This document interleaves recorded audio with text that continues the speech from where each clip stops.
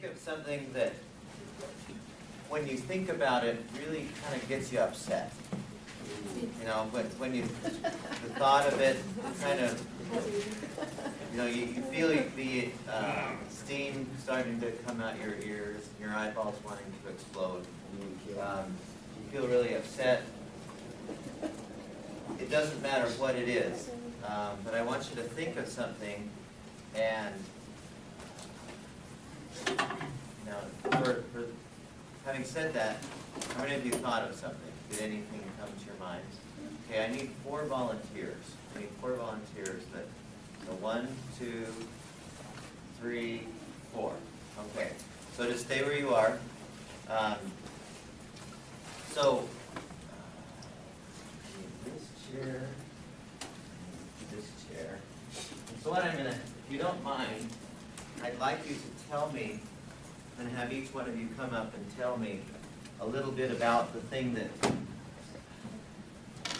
makes your eyeballs want to explode. Okay? So, just one at a time. Why don't we start with you? Just come up, and I'm going to sit here and I'm going to have a little conversation. Okay? With you. So just you sit here, I'll sit here, and I want you to just watch and just kind of observe what's happening, and let's talk. So what happened with you? What's going on? It's not just an individual experience.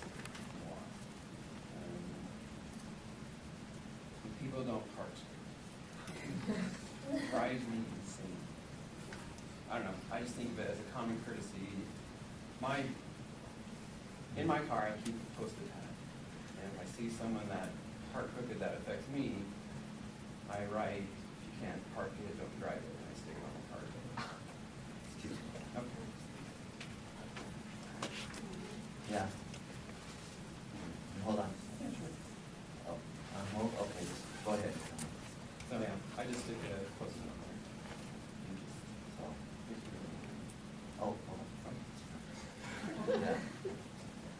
Sure. Yeah. No, it's okay. All right. So, you're driving, and then, all right, you stick up notes on your. So you.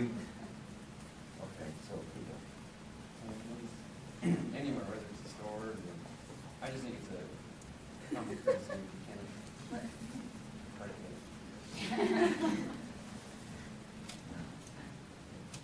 So yeah, so keep going.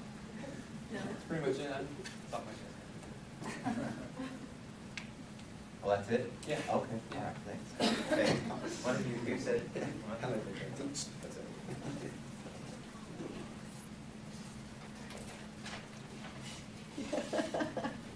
So Tricia, what's going on with you? Okay, I have this. You're like like, on Jerry Spring. So what's yeah. going on with you? Okay, so in March, me and my husband's family, we all went to Florida for a trip, and there was a pool at the place we were staying in. Me and my husband. Where were you staying?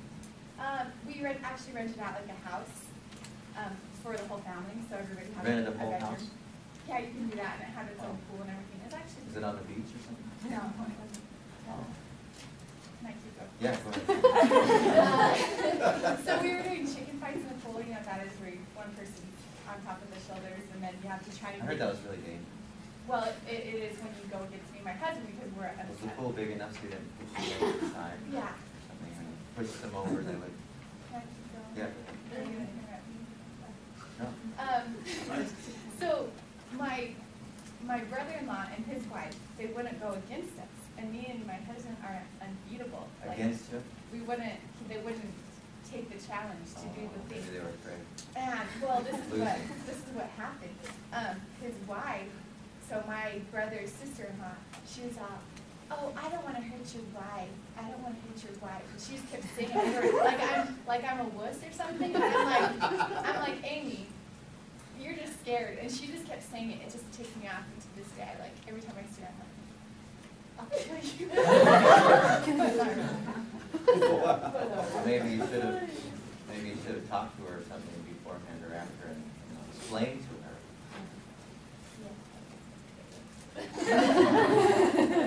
Because like, some people are a little scared. They don't know how strong or weak you are. They don't want to hurt you, right? Well, no, I would have heard so. We're up there. All right. Thanks for sharing that. Let's see. Who are our other ones? Let's see. You wanted to. I'll save you for last. Oh no. Somebody else tell me. Nobody wants to do this now. Come on. Have some. Okay, come on.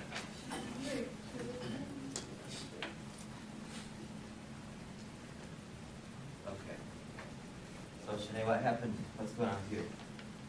Well, the thing that drives me crazy is I do plays at a community theater, and when people don't listen to their directions, and so then they make it harder for the people who are trying to help. Like my mom does costumes, and so when she'll tell people, come back if you're in this scene and come get this costume, and she has to dress like 100 people in 5 different costumes, and so then they won't come, and she gets upset about it, so it makes me upset about it, and they drive me crazy. So I'll go out and I'll try and find them or try and solve the problem, but I know one time when I did this road show once, where all these people, we had the same thing, where all these people didn't show up, and then we had to go from one place to the other, and yeah, so there's a lot like that. And so now the show's getting closer, so it's really busy and crazy, and the stupid people who don't listen drive me crazy.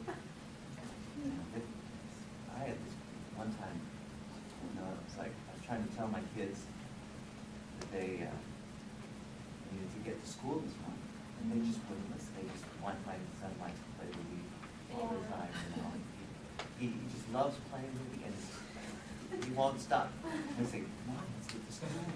But he just keeps playing, and then my daughter, seeing that he's playing, wants to join in, and so now we're like, come on, get to school. It's hard. Yeah, the kids are the worst. That way. I know. Okay, thanks for sharing that. Anytime. Okay. Thanks. Slowly gaining enemies. Okay. I don't know if I should spill my guts now. Just so long as they don't make a mess on the floor. So what's going on? In our neighborhood, we had a falling out this summer because my boys switched baseball teams. And so some friends of mine decided they came to my house 3 weeks ago and yelled at me for 3 hours on how I shouldn't have taken my kid away from that team. And they were mad at me because I bought him a new bat, and they were mad at me because they saw that I bought him a new net, and they were mad at my husband because he started coming to more of the games, and they just sat there and yelled at me for 3 hours about how I should have never made them a victim and left their team. So they came and visited you and Yeah. tried to make you feel rotten. Right. On purpose, they tried to make you feel bad. Oh, yeah. They said, and I couldn't believe that they sat there and watched. Like, they also knew I bought them a net, and they knew we bought them a bat, a baseball net, a pitching net. And they were mad because we bought them a net, but I couldn't think, who cares, it's my kid. Doesn't matter to you. Why should they care No. that I bought him a new bat?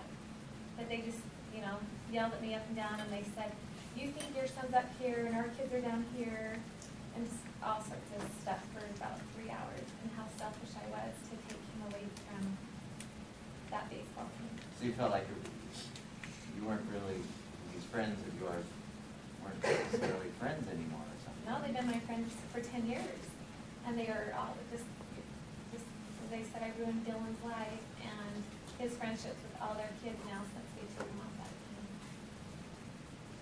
How does it make you feel? It made me feel awful. I couldn't believe that they would tell their kids not to play with my kid anymore because we changed teams, for single him out, and then that they were so mad because I bought him a bat or bought him a net or, he's taking pitching lessons, because he's good, and they were mad. Their husband found out, he's taking pitching lessons, so their husband was mad at me for doing that. Doesn't make any sense to you. Why does it? But they don't yell at my husband because he tells them to get lost, but they yell at me. And I sit there and listen. So every time I think of that night, I think of what I could have said back, what I should have done, but I just sat there because I was taking this class. I just, in my head I was tapping, you know. I just sat there and You were stared down. doing this.